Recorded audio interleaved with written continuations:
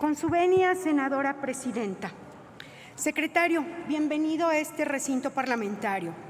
Los senadores de Acción Nacional hacemos un respetuoso exhorto para que usted sí quiera y sí pueda hacer frente a los planteamientos de quienes integramos este órgano legislativo, como hoy, en persona y en comparecencias, sin escudarse detrás de un escritorio o del papel. Confío que existirá mayor apertura y disposición.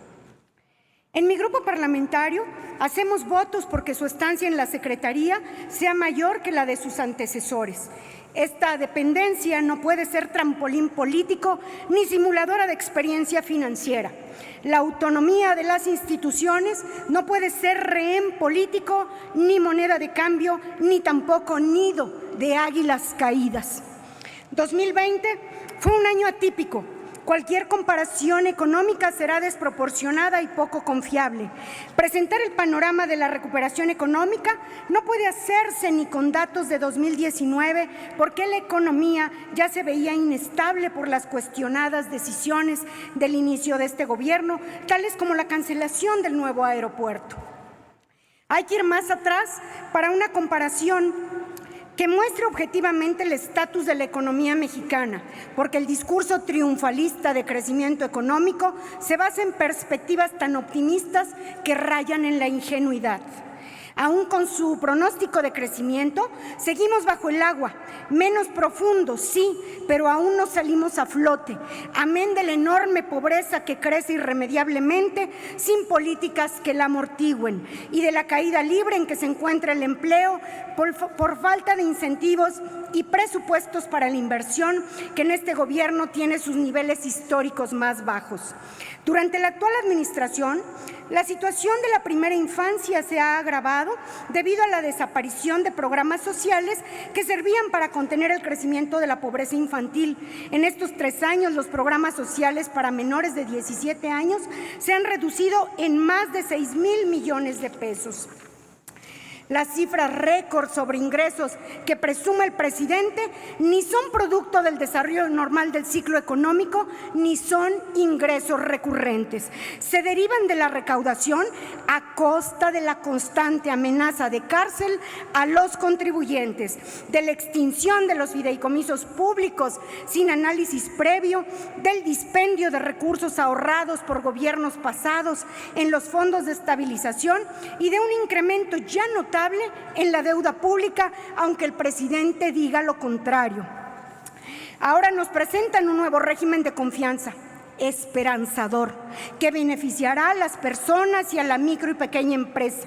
Ya desde abril de 2020, los senadores del PAN reiteradamente pedimos a este indolente gobierno apoyar a los contribuyentes y a la planta productiva de México para enfrentar la pandemia mediante incentivos a la inversión, devoluciones oportunas, reducciones de impuestos, postergaciones en su pago y tributación sobre flujo de efectivo.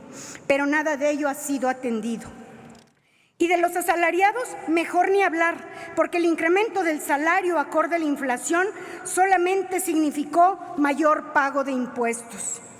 Los apoyos para los contribuyentes llegan tardísimo, cuando muchos negocios han cerrado la cortina, siendo injusto que durante la pandemia únicamente Pemex, la empresa productiva más improductiva de México, recibiera beneficios e incentivos fiscales.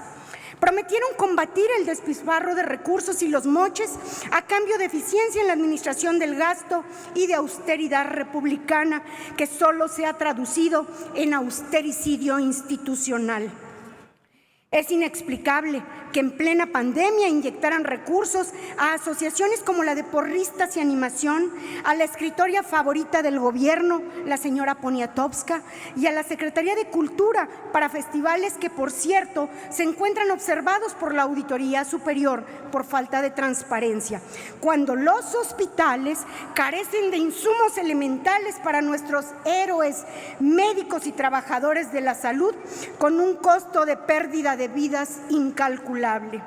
¿Llama usted eficiencia en el gasto al recorte en programas como el Nacional de Vacunación o los recursos destinados a la primera infancia para hacer clientela electoral y fondear las pensiones para adultos mayores o el programa de fertilizantes, secretario? ¿Se ha negado a abordar con responsabilidad la bomba de tiempo que representa para el presupuesto público las pensiones contributivas? ¿Podemos esperar que esto ocurra en su gestión, secretario, o vamos a esperar a su sucesor? Celebro la disposición del Gobierno por dar algo de oxígeno a las entidades federativas y en el ánimo de esta voluntad política exhorto al grupo mayoritario del Senado y a usted para que articulemos el andamiaje de la Convención Nacional Hacendaria, que ya es impostergable, para que los estados y municipios de México y de Tlaxcala cuenten con recursos y con una planeación que realmente, auténticamente incida en su desarrollo. Como también es impostergable una reforma hacendaria, no solo la fiscal, que mejore la regulación del ingreso, del gasto, el flujo de la deuda y el patrimonio públicos. Sin estas reformas impostergables y de fondo, ¿cómo pueden decir que buscan transformar al país, señor secretario? Usted llega cuando muchas decisiones ya fueron tomadas, resultando en los aciertos que esperamos de un gobierno y en los hierros que requerimos evidenciar para corregir la ruta y reencauzar la vida democrática de México. Le corresponde a usted hacer frente a esas decisiones pasadas, que si bien no fueron su culpa, ahora son su plena responsabilidad.